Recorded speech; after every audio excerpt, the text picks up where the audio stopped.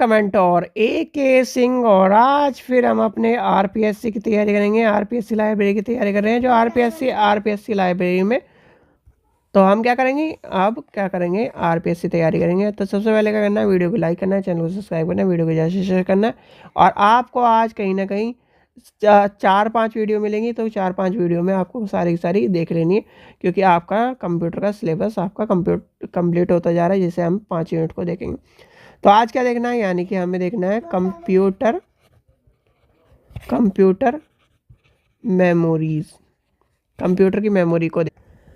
चलिए, तो कंप्यूटर की मेमोरीज के बारे में पढ़ते हैं। तो सबसे पहले आपको पता होना चाहिए टाइप्स ऑफ मेमोरी, यानी कि टाइप्स ऑफ मेमोरी के बेस में, यानी कि टाइप्स ऑफ मेमोरी की बात आती है। तो टाइप्स ऑफ मेमोरी में आपको ये पता होना चाहिए कि टाइप्स ऑफ मेमोरी में हम 3 पार्ट में मेमोरी को बांटते हैं, ठीक है। Primary memory, secondary memory and tertiary memory, ठीक है। प्राइमरी मेमोरी में वो प्राइमरी मेमोरीज होती हैं जो कहीं ना कहीं आपके सिस्टम से जुड़ी हुई होती है यानी कि जिसकी बदौलत आपका कंप्यूटर एक तरह से डाटा को इनपुट लेता है, इंटर यानी कि एक तरह से उसका कहीं ना कहीं उसकी प्रोसेसिंग करता है, और कहीं ना कहीं सूचनाओं को एक तरह से आप तक पहुंचाने का काम करता है, ठीक है।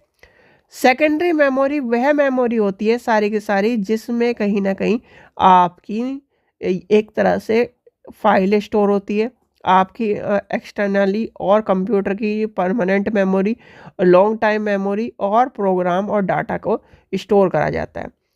ट्रस्टी मेमोरी कहीं ना कहीं एक तरह से पर्सनल कंप्यूटर और कहीं ना कहीं जो कॉमर्शियल कंप्यूटर होते हैं उसमें ना यूज़ होते हुए, ये एक तरह से कहीं ना कहीं आपके वर्चुअल कंप्यूटर और उस तरह से यूज़ होती है, यानी कि ऑटोमेटिकली वर्किंग में यूज़ कही जाने वाली मेमोरी को माना जाता है।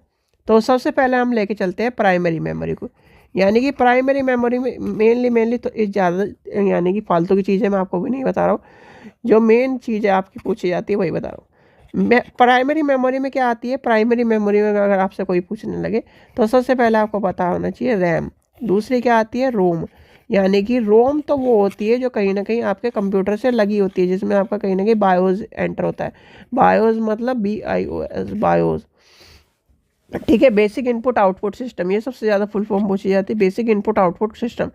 रैम की फुल फॉर्म क्या आती है, random access memory, random access memory.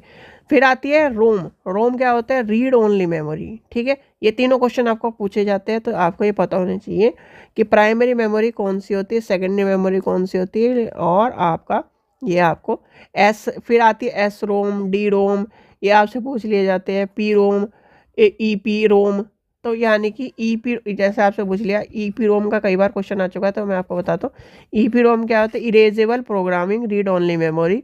फिर आपकी आ जाती है EEPROM, यानी कि electronic erasable programming read only memory. तो ये आपकी आ जाती है, इस तरह से आपकी डिवाइड हो जाती है, ठीक है। फिर आपकी आ जाती है सेकेंडरी मेमोरी।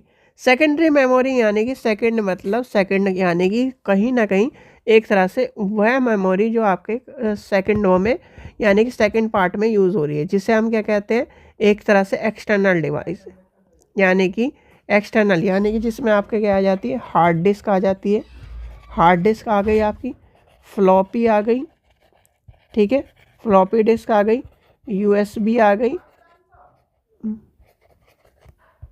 मैग्नेटिक कार्ड आ गया, ठीक है, आपकी कहीं ना कहीं टेप आ गई। तो ये सारे की सारी आपके क्या हो जाती हैं, आपके अंतर्गत आ जाती है। इसी के अंतर्गत आपको फ्लैश ड्राइव आ जाती है, पेन ड्राइव, SSD आपको देखने के लिए मिलती है, SD कार्ड जो आपको कहीं ना कहीं आप फ़ोन में लगाते हो वो आपको आ जाएगी।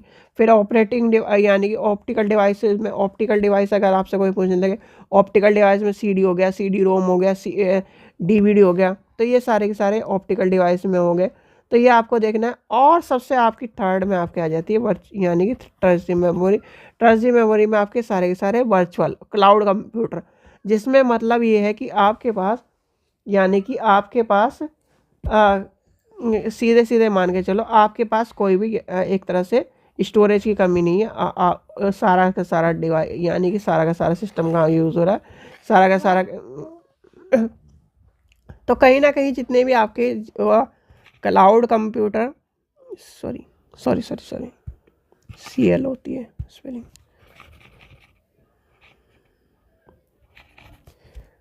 Cloud and